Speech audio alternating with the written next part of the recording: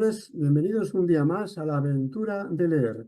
Hoy tenemos a Fadir Delgado Acosta, que, entre otras cosas, es Premio Nacional de Poesía por la República de Colombia.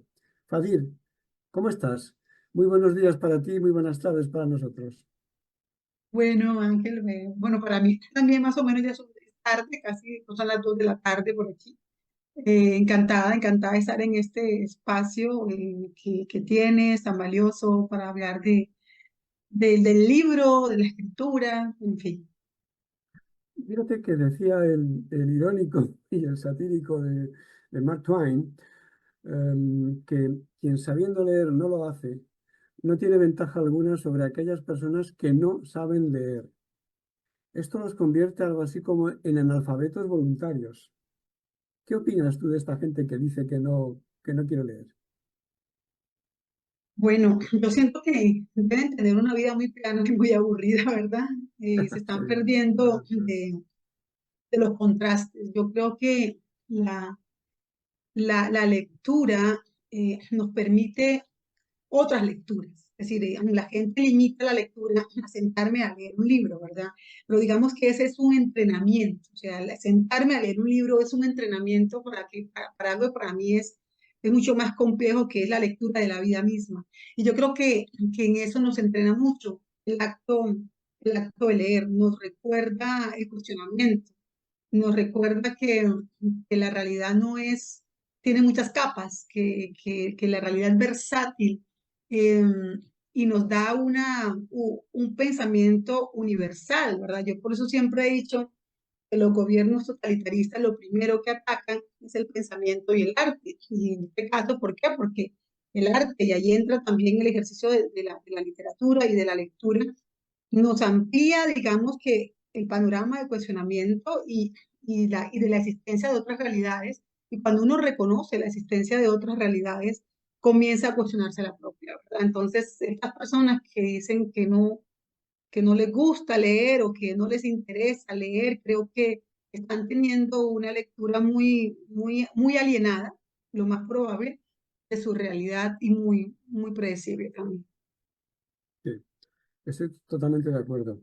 De hecho, el Ministerio de Cultura de España publicó no hace mucho un estudio en el que se ponía de relieve que el 36,6% de los españoles, es decir, de la población encuestada, reconocían que no leía nunca un libro.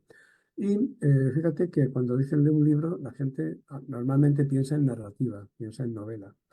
Ya no te quiero contar en ensayo, poesía, filosofía, teatro, vamos, es que ya es absolutamente fuera de lugar. Y yo a todos los autores españoles que les he hecho esta pregunta me dicen que creen que hay muchas más personas del 36,6% que no les interesa leer, pero que a lo mejor por vergüenza no lo reconocen tanto.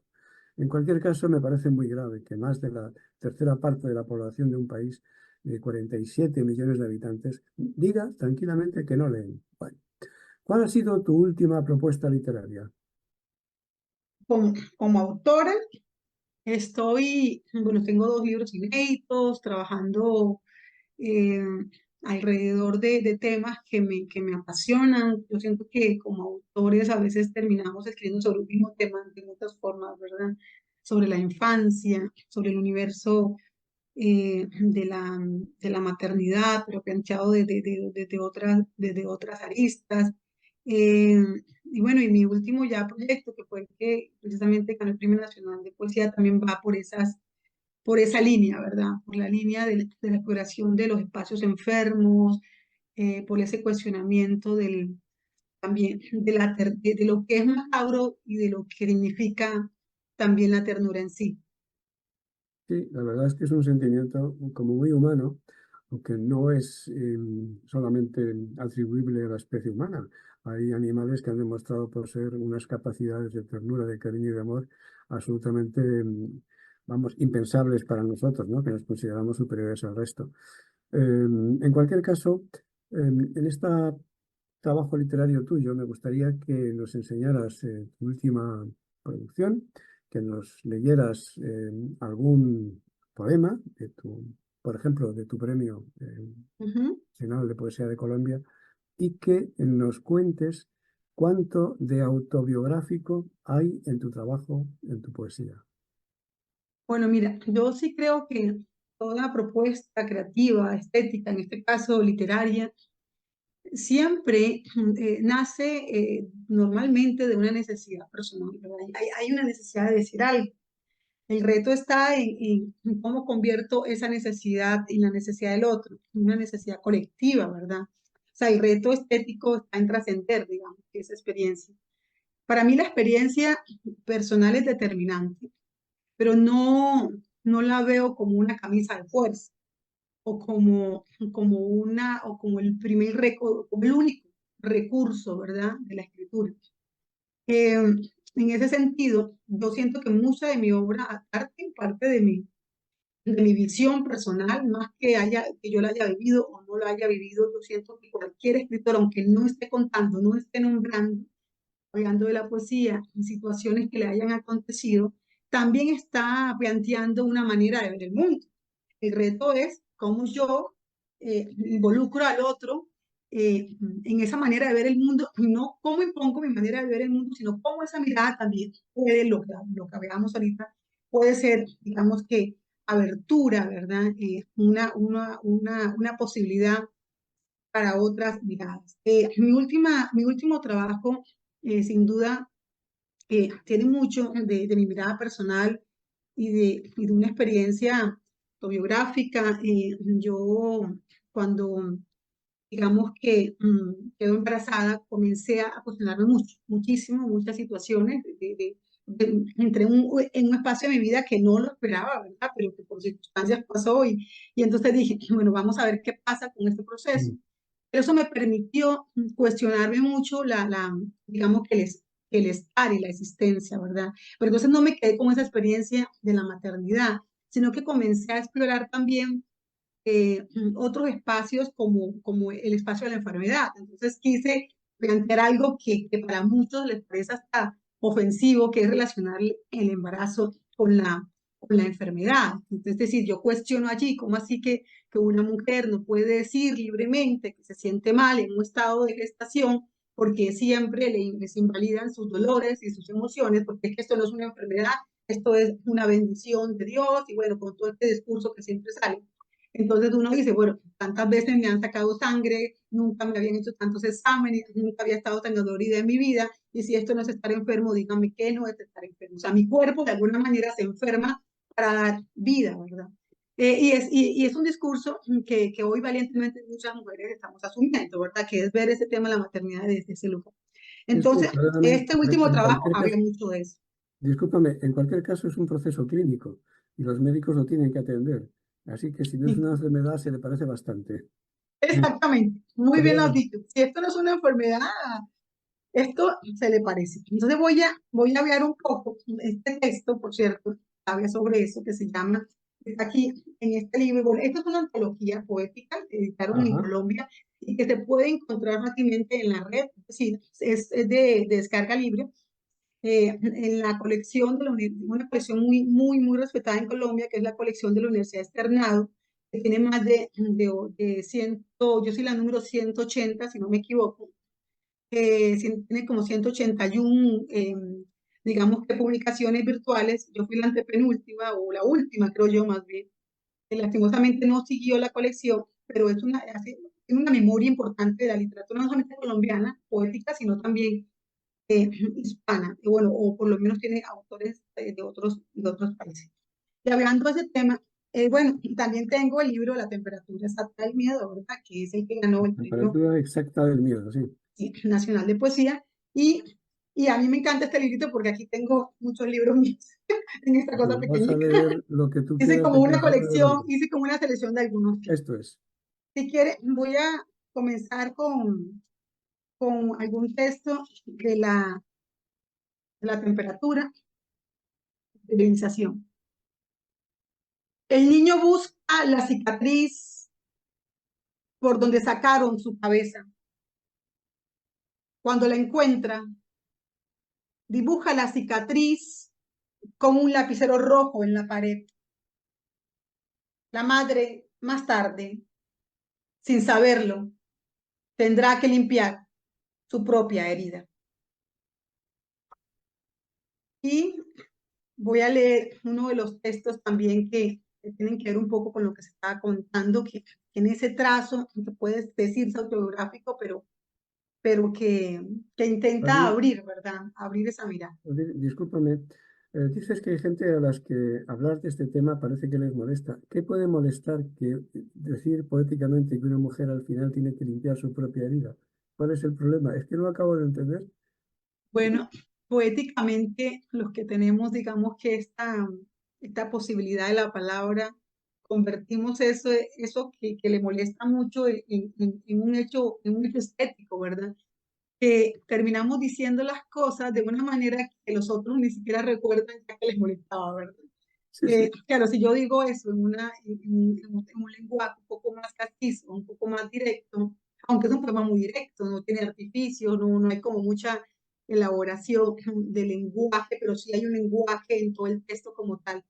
Eh, Creo que ahí sí puede generar cierta molestia. Lo que molesta y más lamentablemente también a ciertas mujeres que tienden a mitificar el estado materno es que otras, o a los cuerpos médicos también, es que otras manifiesten, digamos, que cierta, desazón, desesperación en el acto de la gestación, ¿verdad? Pero bueno, aquí está la una poesía para decirlo de hipersensibilización una del momento, manera. ¿no? ¿Cómo? Una hipersensibilización del momento, a lo mejor, darle Así es. más una relevancia superior a la que se supone que es lo natural, ¿verdad, hija mía? Si esto es natural, claro que es natural, sí. Vale. Bien. Sí, exactamente, pero en nombre también de lo natural, entonces se quieren imponerlo. Es decir, Sí, todas las mujeres tienen que pasar por esto, y si tú no sí. pasas por esto, no conoces el verdadero amor, porque hay mujeres que también lo dicen, y hombres, no es que no, como tú no vas a conocer el verdadero amor hasta que no tengas hijos. A mí esos absolutismos me parecen muy peligrosos y demasiado Mm. aburridos, hablando de lecturas. Es una lectura muy plana de lo que es el amor, o sea, claro que uno ama a sus hijos, pero vale, hay muchos amores, muchas formas de amar en el mundo. Y hay muchas personas que pueden manifestar ese gran amor no hacia los hijos porque no los tienen, sino hacia otras sensaciones, otras cosas, no sé. Me parece muy limitante, digamos que determinar el gran amor cuando solamente una persona tiene hijos. Eso me parece muy triste. Voy a leer este texto que habla un poco de lo que estamos conversando. Este hospital tiene furia. Puedo leer en sus pasillos las agujas que atraviesan los corazones.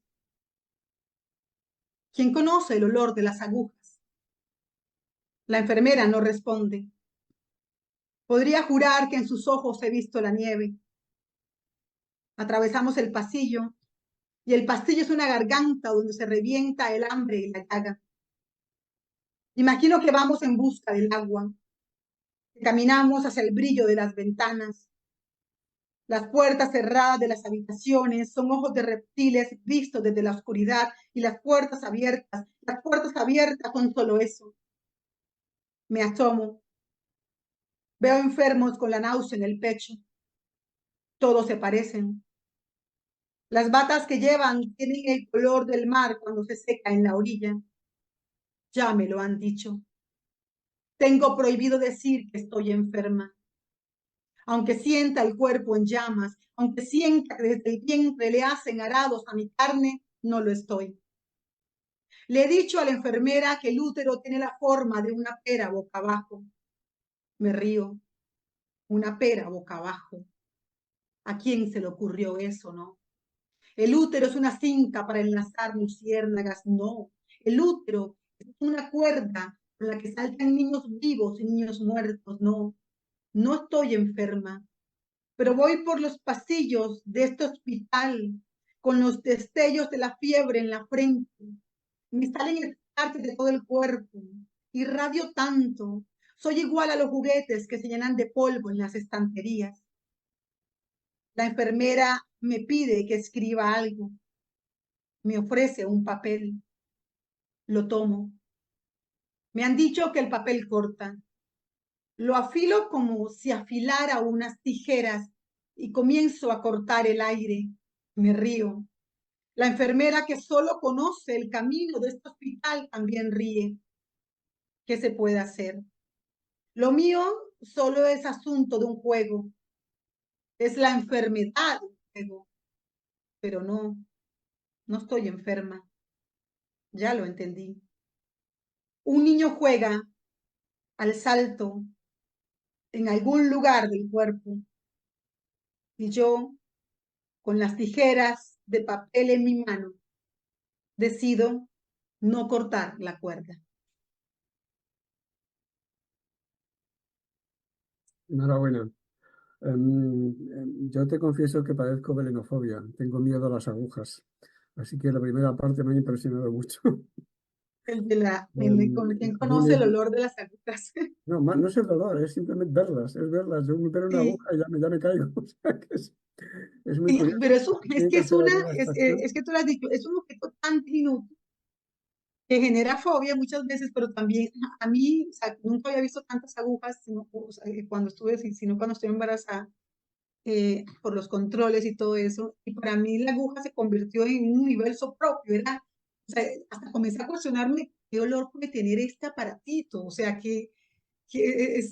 comencé como a cuestionarme esa realidad, ¿verdad? Tan diminuta. Yo creo que la escritura y la lectura La nos lectura. permite cuestionarnos la realidad más diminuta, más pequeña. Una pregunta muy personal.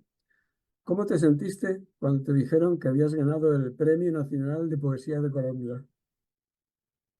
Bueno, te cuento que eh, el Premio Nacional de Poesía de Colombia lo dan cada 2 años, porque nosotros premiamos, el Ministerio de Cultura premia un año narrativa, un año, por lo menos este año están premiando novela y ensayo, y el otro vuelven a premiar poesía y cuento.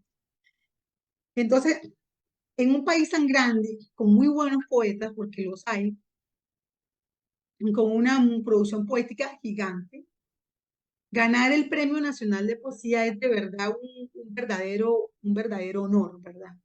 Sobre todo cuando uno no, cuando uno siente que eso va a llegar de pronto cuando uno sea más grande. O sea, porque en la literatura, sabes que la juventud es relativa, ¿verdad? A los 40 se es todavía joven. Entonces uno dice, no, tal vez va a pasar, pero todavía no va a pasar. Uno participa con un libro publicado y, y cuando yo me entré, yo dije, pasó. O sea, no podía, no, primero fue como, hace como muchas etapas. La primera fue la etapa de la negación, ¿verdad? Eh, la, la segunda fue como la etapa de la sorpresa, es decir, como, ¿Sí? ¿verdad? O sea, de verdad lo pasó, pero ¿cómo pasó? Y la Está bueno. tercera ya es la etapa de decir, bueno, pasó, Fadir, pero hay que continuar. Es decir, esto no va a determinar tu camino porque los premios son muy importantes en el camino de toda la poesía, yo siempre lo digo, porque te permite circulación, te permite publicar y que tu obra circula de alguna manera, pero la poesía es muy difícil, ¿verdad? Que circule como lo hace la narrativa. Entonces, digamos que hubo 3 momentos claves, pero yo siento que fue de los momentos más emotivos que he vivido. Recuerdo que cuando me enteré, bueno, yo sabes que convivo con otro escritor que vive apasionadamente esto de la escritura. Y yo me acuerdo que salían los resultados en una página, no habían oficializado, pero yo no sé por qué dije, voy a ver qué pasó con el Premio Nacional, quién ganó el Premio Nacional. Normalmente escogen 5 finalistas. Yo tenía una corazonada de que me iba a incluir entre los 5 finalistas, porque sabía que tenía un libro que podía dar la talla para ser finalista, no para ganarse el premio ya como tal. Ahí yo creo que a veces nos falta creernos más. Hay algo que le llama, que hoy está manejando mucho un síndrome, pero no recuerdo, que dice que se le da mucho más a las mujeres que sienten que no se merecen ciertas cosas por todo este sistema, digamos, patriarcal que siempre ha estado rodeándonos. Entonces a uno le cuesta creer, ¿verdad? Entonces me acuerdo que yo agarro el computador, veo y veo mi propuesta que hice ganadora. Y yo, tal vez hubo un error en el sistema. ¿Por qué? O sea, eso fue que a todo el mundo le pusieron ganador y comencé a buscar, como a ver, y yo, no, nosotros estábamos no ganador, no ganador, no ganador. Y entonces agarro el computador y voy corriendo donde Carlos, creo que estaba haciendo una siesta en ese momento. Y le digo, Carlos, creo que me gané el Premio Nacional de Poesía de Colombia. ¿Cómo así que crees? Creo, porque no sé si es un error del sistema. Entonces ya nos calmamos, agarramos el computador, escribí a mi familia, por favor ellos se metieran si era verdad lo que yo estaba viendo. Y mi hermana me dice, Fadir, sí, te lo ganaste, aquí está claro ya. Entonces ya, claro, ya yo estaba, quería compartirlo.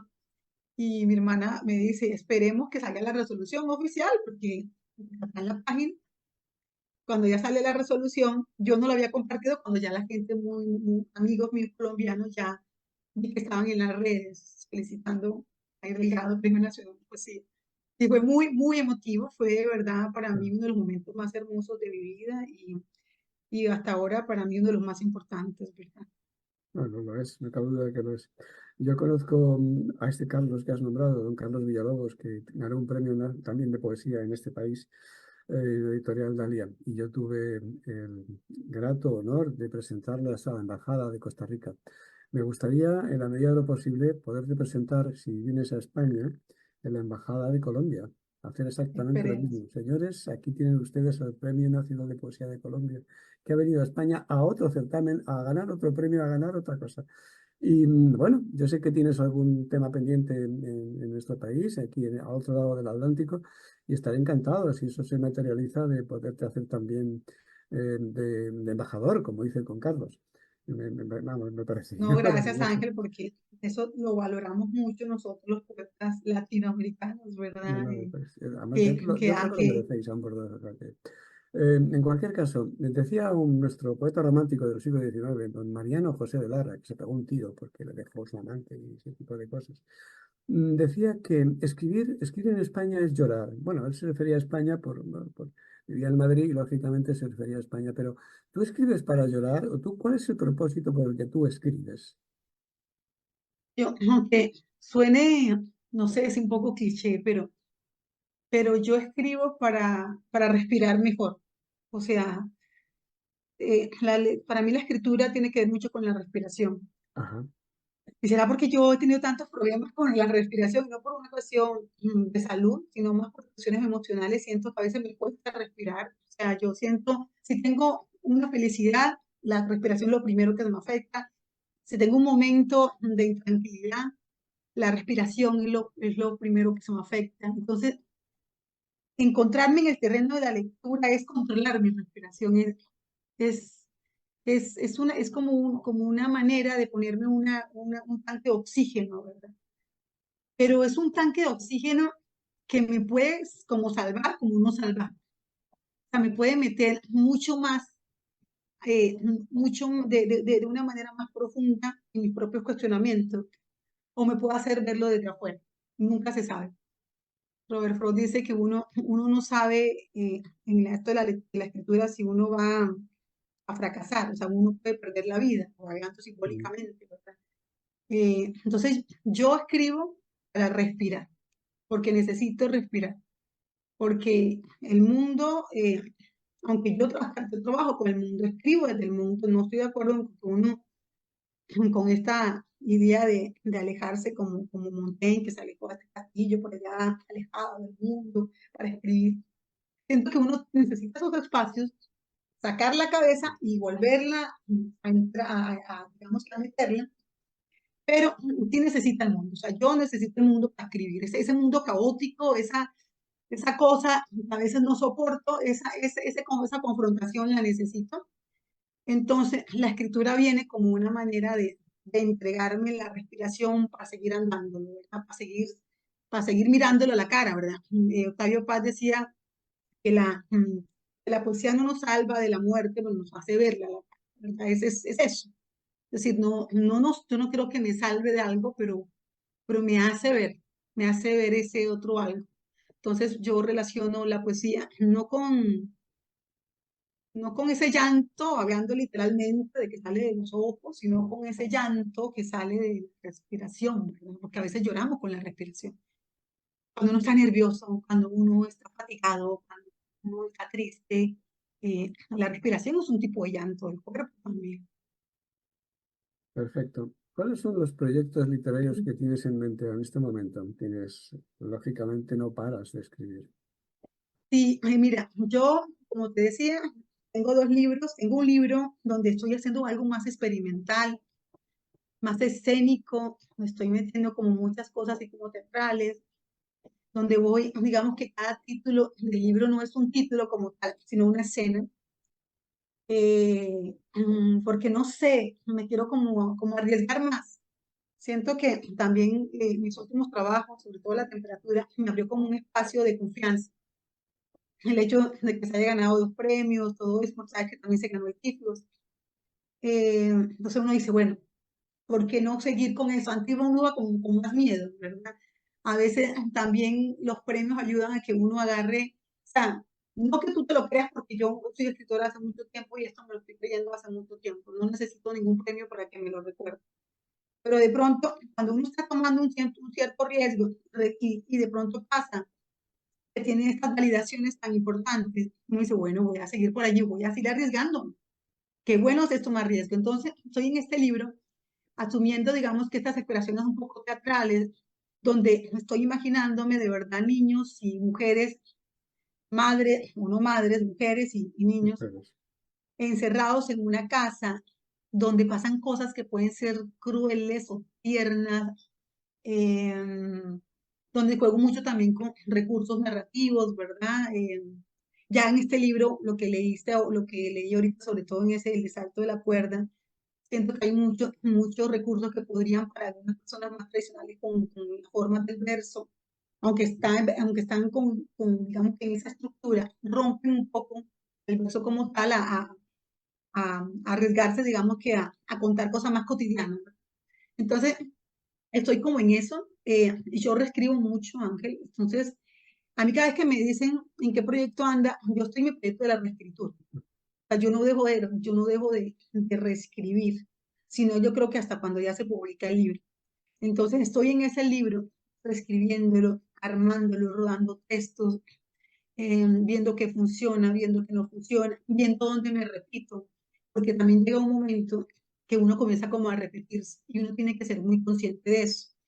Eh, y descubrí algunas imágenes que ya que se estaban repitiendo. Yo, vea pues, esto se está repitiendo, y muchas con la palabra miedo, cosas así, me encanta, a mí me encanta cuestionarme la escritura así. Pero para eso uno también se tiene que formar. ¿Cómo se forma? Bueno, afinando el olfato, la lectura, y en la medida en que uno va reescribiendo, va aprendiendo también mucho a esa autoedición que es tan necesaria. Hace poco leí una frase que dice que nadie se ha muerto por reiniciar un proceso. Nadie se ha muerto por reiniciar un proceso. Si esto parece que no, pues vamos a darle una vuelta y vamos a reiniciar. Dice que nadie se ha muerto por reiniciar un proceso. Nada, Sí, no es algo que pasa. se puede hacer. Parece que te enfrentas a, ay, lo desconocido, ¿no? Si esto lleva un camino que no me gusta, vamos a dar una vuelta y vamos a rectificarlo, como tú dices, ¿no? Vamos a revisarlo un poquito. Háblanos de esos proyectos que tienes en España que te pueden traer aquí en el mes de agosto, septiembre, no sé, ojalá La sea idea, si todo sale bien, no, principio de noviembre, ¿no? noviembre. Estupendo, Mm. estupendo. Esperemos que nos encontremos por allí Sí, y que yo se puedan dar las estaré cosas. encantado porque aparte que se lo prometí a Carlos y ahora te lo prometo a ti, el momento que me Ah, digáis esto lo que hay, yo me pongo en marcha. No hay bueno, ningún- esperemos que a En la principio de Embajada de noviembre. Costa Rica estarán encantados de ver otra vez a don Carlos Villalobos y a su esposa. Y la Y no, Embajada y de además Colombia, Carlos acaba de ganar este premio claro, Rento, claro, ¿no? claro. Y la Embajada de Colombia estarán encantados también de tener la terminación de... Vamos, que Pero, no todos los días tienen un premio nacional de Colombia aquí, o sea que es importante que lo puedan ver. Y tengo que rectificar, antes dije que Carlos había ganado un premio nacional de poesía de Editorial Dalia, y no, es el premio internacional de poesía de Los Arreola, el primer premio internacional de poesía de Los Arreola, Editorial Dalia, es el que ganó don Carlos Villalobos. Y una vez sí, rectificado esto y reconocido, ¿ves? Nadie se muere por reiniciar. Una vez reconocido mi error, pues reiniciamos y seguimos adelante con nosotros, con tu tema. ¿Por qué crees tú que la gente lee menos poesía generalmente que el resto de la literatura? mira, yo he pensado mucho sobre eso Y más allá de lo que pueden decir de la producción del libro, de la línea editorial, autor, cliente, como la van a llamar, más allá de toda esa lógica un poco pragmática, yo me voy por la lógica más poética. Y yo creo que tiene que ver con el tiempo. Es decir, para mí, la narrativa, aunque haya narrativas muy experimentales, pero aún así, ese tipo de narrativa a mí les cuesta encontrar ventas. Y una cosa es que sean autores o autoras demasiado, o sea, que sean muy reconocidas. Pero para mí la poesía rompe el tiempo. O sea, las personas acuden más a la narrativa y a este tipo de narrativas que te presentan como una línea de tiempo muy concreta, donde hay personas que le pasa algo, o sea, ¿a quién está pasando? A X personas, está claro. ¿Cómo le está pasando? ¿En dónde le está pasando? Entonces uno dice, ah, no, mira, esta novela se trata de este pueblo fantasma donde fulanito vive y de pronto pasa esto. Entonces hay como una línea de tiempo que está más relacionada con el mundo que vivimos. Normalmente en un lugar, a quién le está pasando esto, cómo le está pasando. Entonces hay una ventaja en eso que tiene algunos textos narrativos, ¿verdad? Y que son los que más se venden, que tienen esa línea que no irrumpe, que no cuestiona el tiempo que viven las personas. La poesía no tiene eso. La poesía es una forma literaria, una forma artística que rompe con todo esto, donde yo no tengo que rendirle digamos que, fidelidad al tiempo, donde yo construyo un texto, donde puede haber un personaje, que puede ser una voz poética, un yo poético, pero ese personaje, o para hablar más en términos poéticos, ese yo poético se desdibuja a lo largo del texto, ya es más que eso, donde, donde las imágenes van de pronto cambiando de escenario todo el tiempo, es movible, es dinámico. Yo creo que eso les fastidia o les molesta o es lo que hace que la gente exprese, es que no entiendo. Es que no entiendo, porque se acuden a unas asociaciones que la gente no está acostumbrada, digamos, a ver, entonces necesita saber, pero ¿por qué? ¿Pero por qué estás escribiendo este texto sobre los hospitales y que tiene que ver el olor de las agujas? Pero si yo pongo un personaje que dice, mira, huele la aguja, mira, toma la aguja, siente su olor. Le dijo fulanito, no sé por decir un nombre, le dijo Mario a, ¿cómo es? A Valeria, por decir cualquier nombre. Entonces la gente, es un acto concreto, él está pasando la aguja al otro personaje, pero si yo digo en una frase, ¿quién conoce el olor de las agujas? Entonces eso suena como, ¿quién dijo eso? ¿Por qué lo dijo? Eso está loco, ¿quién se va a preguntar sobre el olor de las agujas? Pero a la luz de una novela o de un cuento, yo puedo trabajar un personaje un poco loco, un poco psiquiátrico, entonces la gente lo va justificando por esas líneas, ¿verdad? Entonces yo siento que la manera en que la poesía transgrede el tiempo y la manera en que suceden las cosas es lo que puede hacer que mucha gente no se acerque mucho a la poesía por esa expresión de no la entiendo. Y es que no es que no la entiendas, es que te está dando una forma de la realidad diversa, distinta, ¿verdad? Yo siento que tiene que ver con eso, porque si nosotros los poetas comenzamos a hacer libros así con esas líneas muy establecidas, tal vez diría yo que tal vez no se acercarán con tanto temor a esa agresión eh, del tiempo mismo, ¿verdad? Perfecto. Ahora la pregunta trampa para terminar. La aventura de leer es una cadena en la que empieza en un autor, una autora, y termina en un lector, una lectora, que adquiere un libro o lo roba, da igual, pero acaba con un libro en las manos. Bien porque lo compra en una librería, bien porque se lo han prestado, bien porque lo ha encontrado en un ascensor que alguien lo abandonó. Yo he encontrado libros en los contenedores de basura. Hay gente que cuando se muda, ¿y qué hago con los libros? Y los tira al contenedor y se quedan tan anchos. Yo he rescatado montones de Ujú. libros de los contenedores de basura.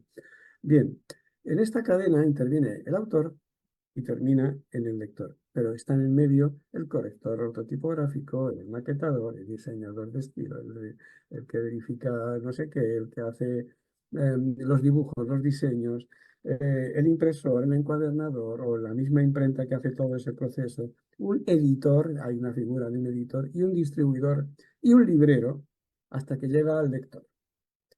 Los suecos dicen que una cadena es tan fuerte como sea el eslabón más débil de esa cadena. ¿Cuál es, en tu opinión, el eslabón más débil de la cadena de la aventura de leer? Wow. Yo creo que el libro mismo, o sea, digamos que el autor o la autora, claro que está allí en esa cadena y que también tiene mucha desventaja frente al mercado a veces agresor, ¿verdad? Que ya tiene como otras lógicas pero yo creo que es el libro mismo porque depende de la manera en que ese mercado asuma el libro, le dé la dignidad que tiene que tener.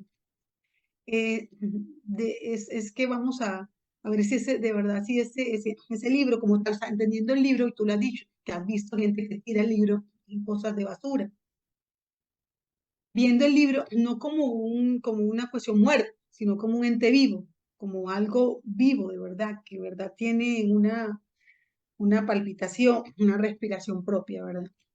Entonces, cierto que ese mercado un poco agreste lo ha mercantilizado tanto muchas veces que ha matado y ha cercenado esa condición viva, ¿verdad? Del libro.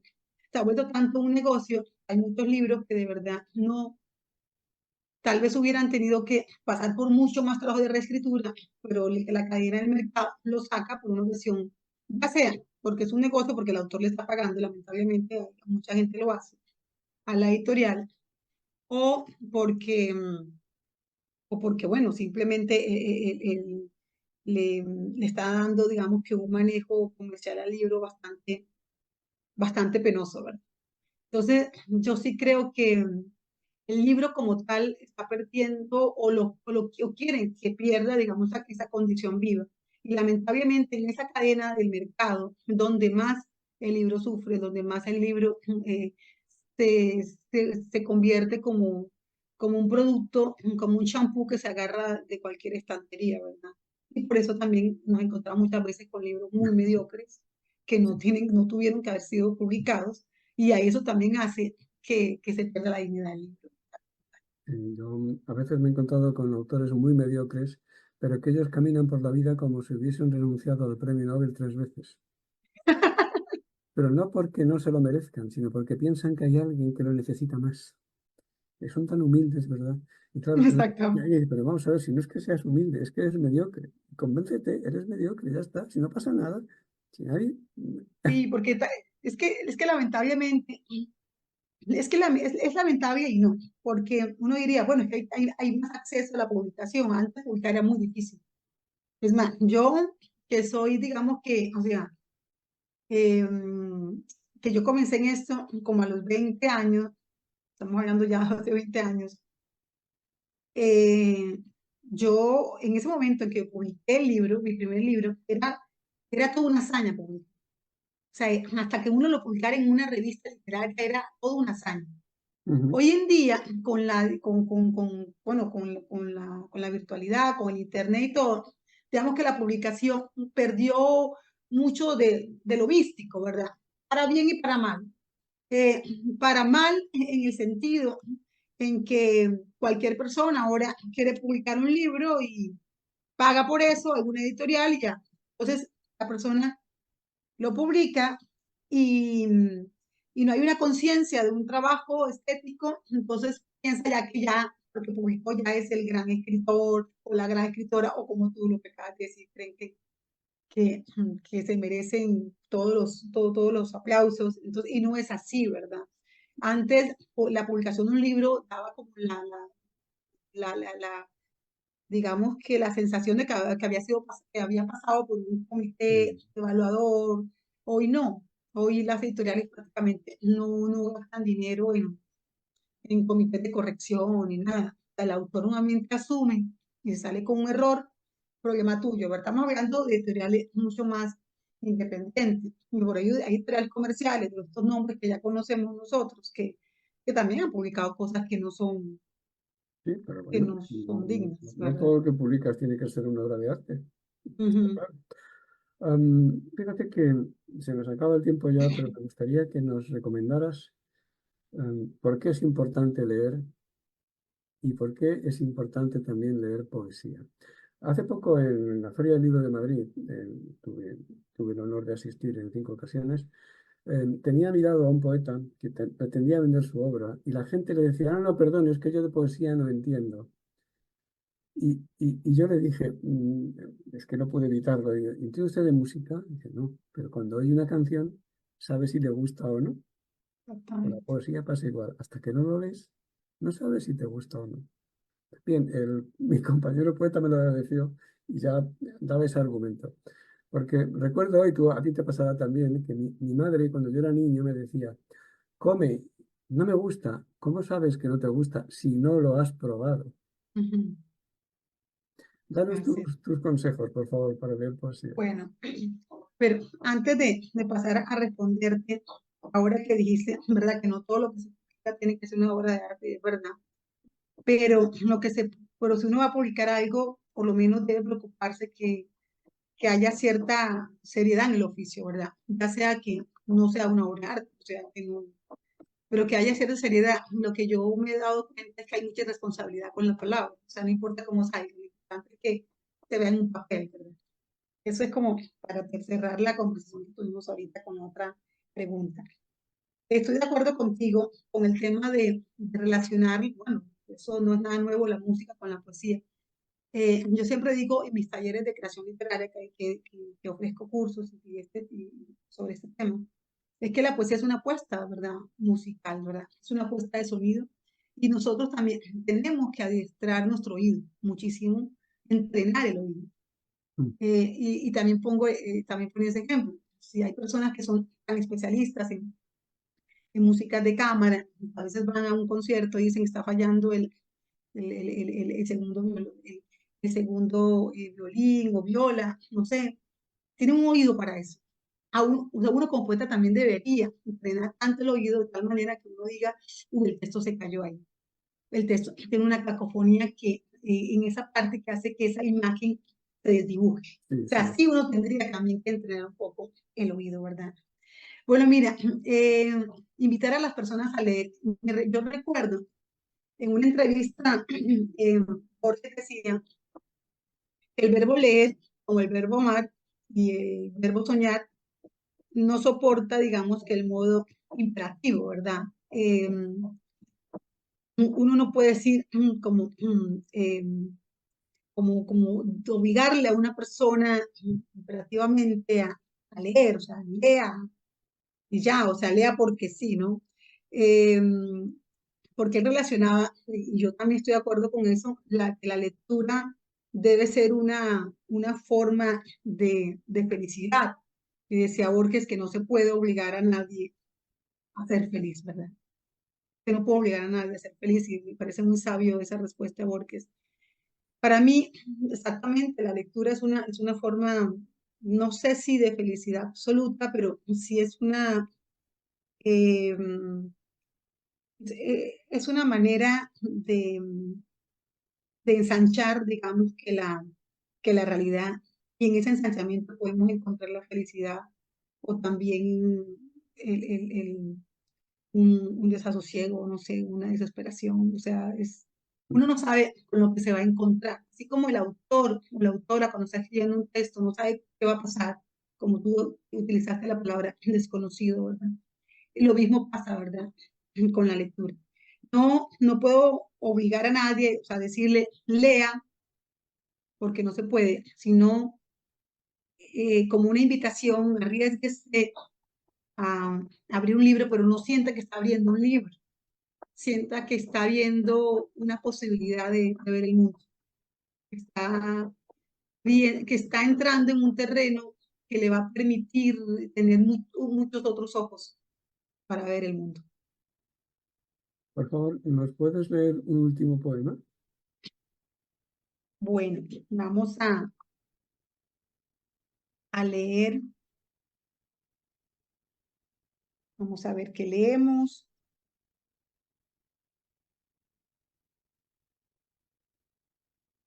No eres tú quien muere solo.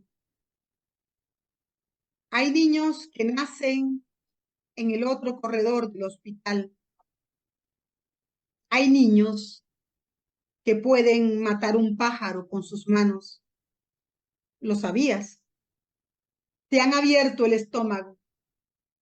Me lo han rellenado de miedo. Gritas. Te cortaron con tenazas de cristal y te sacaron gusanos del corazón. Hablas del cristal para que las enfermeras rían. Ellas no ríen nunca. Tienes que saberlo. Las paredes son estrellas que arden en la oscuridad y la oscuridad ha cicatrizado en la sangre. Tienes que saberlo. ¿Lo sabías? La enfermera viene a medir la temperatura del dolor. Viene con furia a coserte la luz del cuerpo. Abre los ojos. En las manos de un niño ha caído un pájaro. Gracias. Lo editó Castalia, que es un sello de Daza. No sé, Carlos, una vez un amigo que estuvo en España, estaba en la librería Sin Tarima, me dijo, Carlos, un Sí, amigo en compró un Sintarima libro, pero no presentamos sé, la obra de Carlos y ahí y tenía... ahí había un libro mío. Bueno, Carlos cuando fue, compró uno que había, Así. no sé, como que a veces tiene, compró otro amigo luego fue y también había como que ponen así de uno, de dos. No sé dónde se conseguirían los sellos de Castalia allá, de Daza allá me imagino que en algún, hasta donde sé, estaban como en Sintarima, como que ellos lo han manejado. Muchísimas gracias, Fadir. Estoy rodando para que todos estos proyectos que tienes en la península ibérica cuajen y pueda tener la oportunidad y el placer de entrevistarte de nuevo en la aventura de leer. Muchísimas gracias por tu atención y por tu tiempo. Muchas gracias a ti, Ángel, y larga vida para este valioso espacio. Bien, pues nos vemos en breve. Hasta pronto.